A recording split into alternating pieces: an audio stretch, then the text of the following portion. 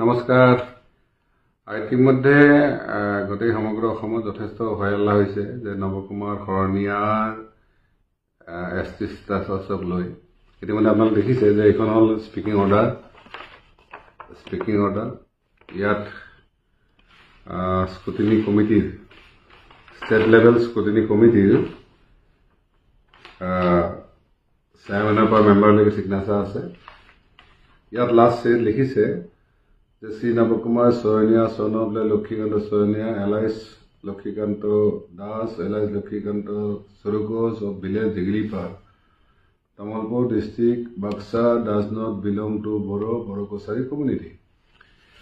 Scrutiny কমিটিৰ ওচৰত জনকাল বসুমতীয়ে দিছিলে, তেওঁলোকে 5 বছৰৰ মূৰত এই অৰ্ডাৰটো দিছে। মই যিমান দূৰ এই অৰ্ডাৰটো চাইছোঁ আৰু বিভিন্ন জনৰ কথা পাতিছোঁ, সকলোৱে কৈছে যে এইটো কেৱল পলিটিকেল এটা অৰ্ডাৰ হৈছে। কাৰণ ইয়াত জনলাল বসুমতীয়ে যিটো এপিল কৰিছিল, তাৰপিছত আমিও ইয়াত প্ৰেজেণ্টেশ্যন দিছিলোঁ, তাৰপিছত এই অৰ্ডাৰটো দিছে। এতিয়া প্ৰশ্নটো হৈছে যে অহাকালিলৈ নৱকুমাৰ শৰণীয়া আকৌ ইলেকশ্যন খেলিব পাৰিব নে নোৱাৰিব। এই ক্ষেত্ৰত যিহেতু আমাৰ হাতত সময় কিছু আছে আৰু যিহেতু কোৰ্টত যোৱাৰ সুবিধাটো আছে, নিশ্চিতভাৱে আমি কোৰ্টত যাম। আৰু ইয়াৰ মেইন কাৰণটো আপোনালোকে দেখিছে যে সকলোৱে জানিছে যে নৱকুমাৰ শৰণীয়া কোকৰাঝাৰত ৰোধ কৰিব পৰা ক্ষমতাটো